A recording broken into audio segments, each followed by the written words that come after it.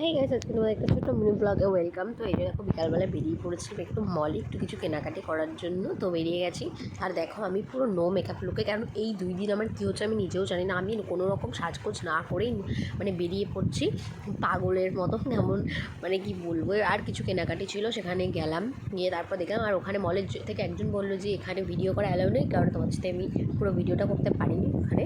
তো তারপর মলে আমার কেনাকাটি হয়ে গেছে, বেরিয়ে পড়েছি। আর এখন যাবো আমরা একটু খাবার খেতে। আর আমি বাড়ির থেকে বেরোলে খাবার খাবো কি, এটা তো ইম্পসিবল। মানে খাবারটা আমার মাস্টবি লাগবেই।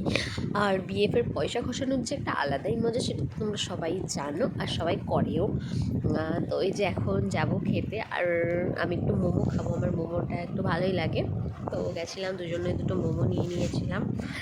আর তারপর মামাই ফোন করে বললো যে বাড়িতে আয়, পুপু এসেছে, মানে আমার দিদির মেয়ে পুচকিটা এসছে। তো ওই কারণে একটু তাড়াতাড়ি বাড়িতে চলে যাবো, আর কোথাও ঘুরবো না। আর এই যে দেখো, এটা ছিল আমার হাতে শ্যাম্পু। এটা যে আমি এতটা খুশি হয়েছি, এটা পেজটা ভাববার বাইরে। মানে তোমরা ভাবে শ্যাম্পুটা বারবার দেখিয়েই যাচ্ছে, কিন্তু না, এই শ্যাম্পুটা 2 in 1 ছিল, শ্যাম্পু প্লাস কন্ডিশনার। তো আমার ভীষণ পছন্দ হয়েছিল আর খুব কম দামে এটা পেয়ে গেছি। আর তারপরে দেখো মোমোটা খেয়ে নিচ্ছিলাম, আর মোমোটা একটু গরম ছিল জন্য আমি কেমন করছিলাম। আর এখানে মোমোটা বেশ টেস্টি বানায়। তোমরা কে কে আমার মতন মোমো খেতে পছন্দ করো আমাকে কমেন্টে কিন্তু জানিও।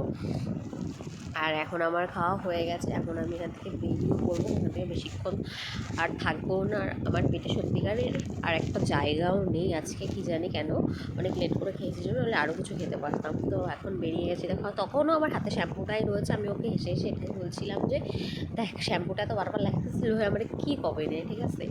তো যাই হোক, কী আর করা যাবে বলো।